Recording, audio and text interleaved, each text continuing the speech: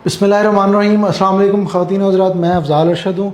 आज हमने मटन की एक ग्रेवी बनानी है। इसको बोला जाता है मटन मुमताज़। मुमताज़ मतलब थोड़ा अलग डिफरेंट होता है। आप किसी भी डिश का कोई भी नाम रख सकते हैं। मेन चीज़ होती है कि उसके अंदर जो ग्रेवी बनाई जा रही है उसका स्टाइल कौन सा है और वो किस तरीके से बनाई जाती है। अक्सर औक़ात पाकिस्तान में जो मटन कढ़ाई बनती है ना, वो प्याज की ग्रेवी के साथ बनती है। और प्याज की ग्रेवी हम डायरेक्टली कढ़ाई के अंदर नहीं बनाते हैं, हम प्याज की ग्रेवी को अलग से तैयार करते हैं। और जो रेस्टोरेंट्स में प्याज की ग्रेवी बनती है वो कैसे बनाई जाती है ताकि उसके अंदर प्याज का एक स्ट्रॉन्ग जायका आता है वो ना आए। हमें सिर्फ प्याज की ग्रेवी चाहिए होती है, उसकी जो स्मेल, उसका जो स्ट्रॉन्ग जायका है वो नहीं चाहिए होता। वो चीज़ हमने इसमें देखनी है।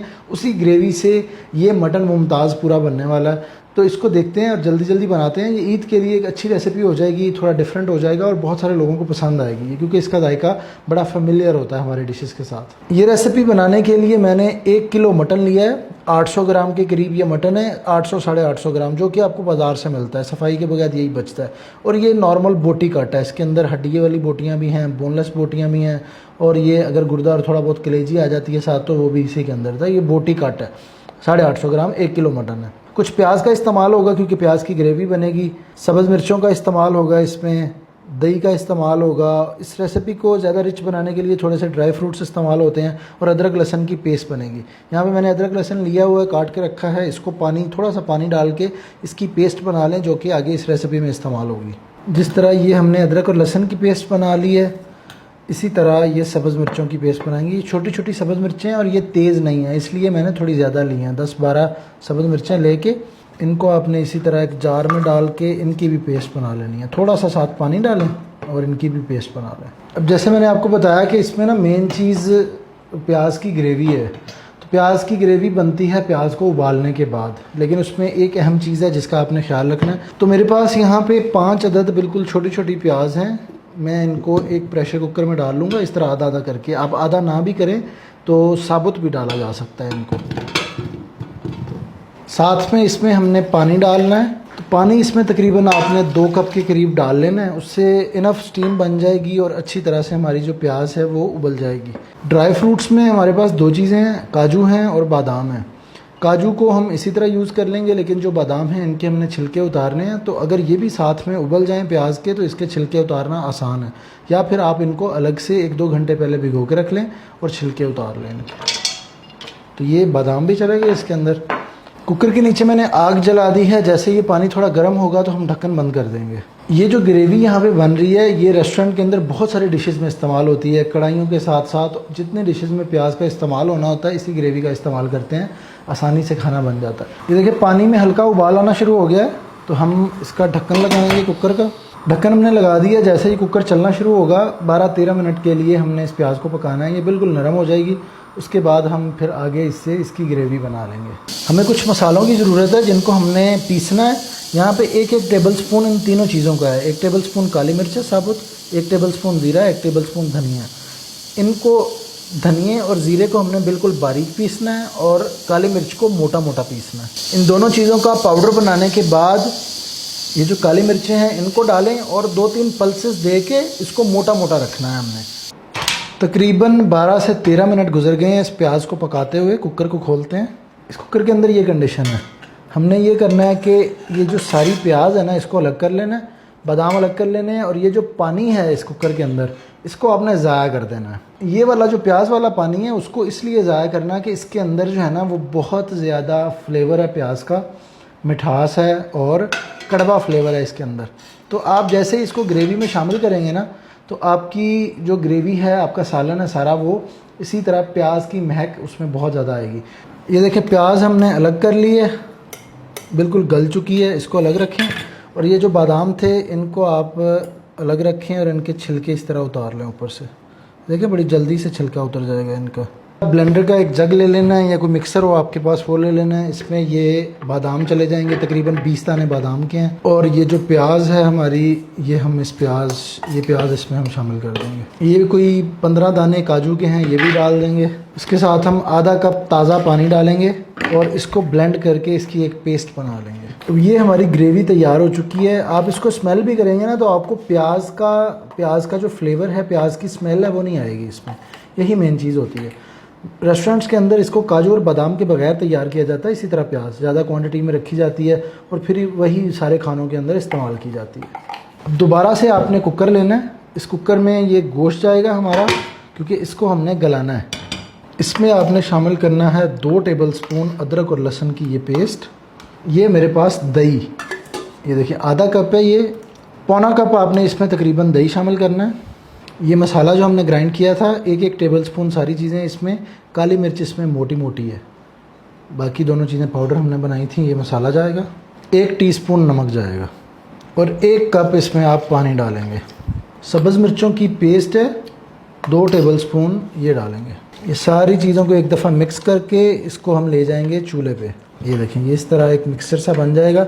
इसके अंदर ये जो आपको दही और पानी नज़र आ रहा है, तो ये एक्चुअली इसी के अंदर ये गोश्त पूरा गल जाएगा और बड़ा अच्छा और नरम हो जाएगा। मैं चूल्हे पे ले आया हूँ और अब इसको हम एक उबाला आने का वेट करेंगे और इसको फिर प्रेशर का ढक्कन लगा के इसको हम टाइम देंगे तकरीबन 15 मिनट। अब देखिए इसमें उबाला आना शुरू हो गया है। हम ये प्रेशर कुकर का ढक्कन लगा देंगे और अब वेट करेंगे कि स्टीम चलने लगे। फिर हमने इसको 15 मिनट के लिए गलाना है। 15 मिनट में ये अच्छी तरह गल जाएगा हमारा गोश्त। 15 मिनट मैंने इस कुकर में गोश्त को दिए हैं। अब चेक कर लेते हैं कि गल गया या नहीं। तो गोश्त तकरीबन गल गया, बाकी हम इसको थोड़ा दम लगाएंगे, उसमें गल जाएगा। एक बर्तन लिया मैंने और चूल्हे पे रख लिया इसको।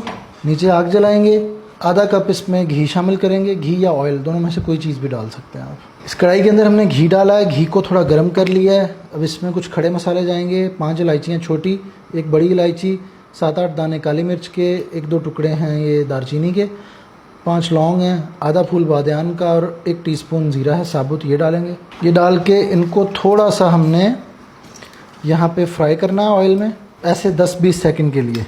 1 टेबलस्पून लहसुन की पेस्ट, 1 टेबलस्पून सब्ज़ मिर्च की पेस्ट, इन दोनों चीज़ों को भी 30 सेकंड के लिए फ्राई कर लेना। उसके बाद ये जो मटन हमने गलाया हुआ है ये इसमें डाल देना।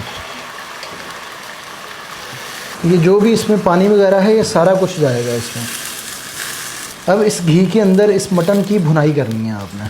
आग नीचे दरमियानी रखें और इस मटन को इस तरह हिलाते हुए आपने यहाँ पे पकाना है। ये जो इसके अंदर पानी है ना, इस पानी को थोड़ा सा हम भुनाई करते हुए हल्का खुश्क करेंगे। ये सारा काम प्रेशर कुकर में भी हो सकता है, मैं सिर्फ आपको दिखाने के लिए बर्तन चेंज कर रहा हूँ, वरना ये एक ही बर्तन के अंदर ये सारी चीज़ें बन सकती हैं। हमने 3-4 मिनट के लिए इसको पकाया ना, तो जो घी था हमारा वो इस पानी में एब्जॉर्ब हो गया। तो अब जैसे ही ये मसाला वगैरह जो है इसमें पानी वो थोड़ा कुक हो जाएगा, भुनाई हो जाएगी, तो ये घी अलग होना शुरू हो जाएगा।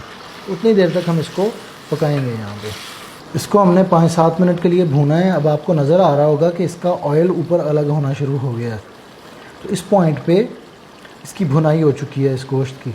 हम ये करेंगे, हमने ये पेस्ट बना के रखी है, ये सारी पेस्ट हम शामिल कर देंगे इसमें।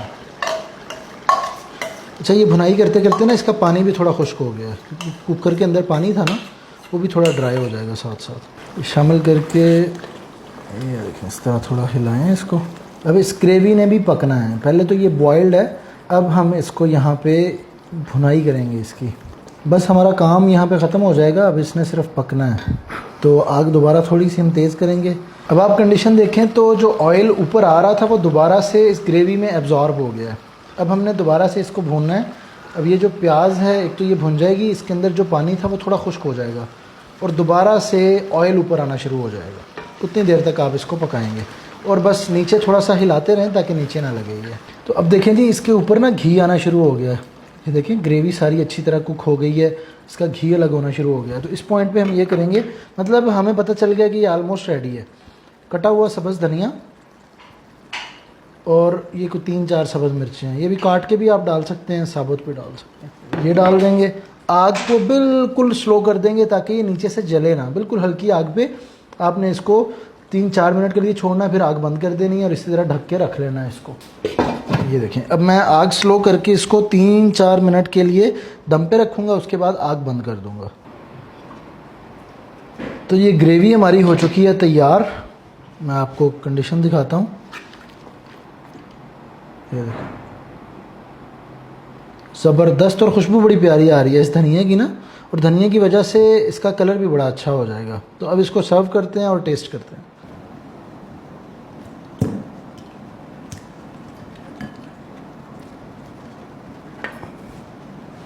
तो जी हमारा ग्रेवी वाला ज़बरदस्त मटन तैयार हो चुका है। आप इसकी शक्ल देखें, ये वाइट, जिस तरह वाइट मटन होता है ना उसी स्टाइल में है, लेकिन आपको जायका बड़ा इसका कमाल मिलता है।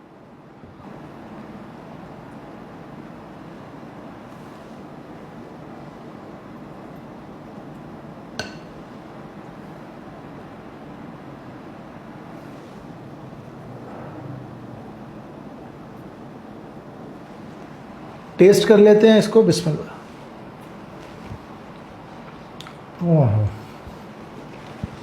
यार, बहुत आला जायका है इसका, बिल्कुल लाइट फ्लेवर है।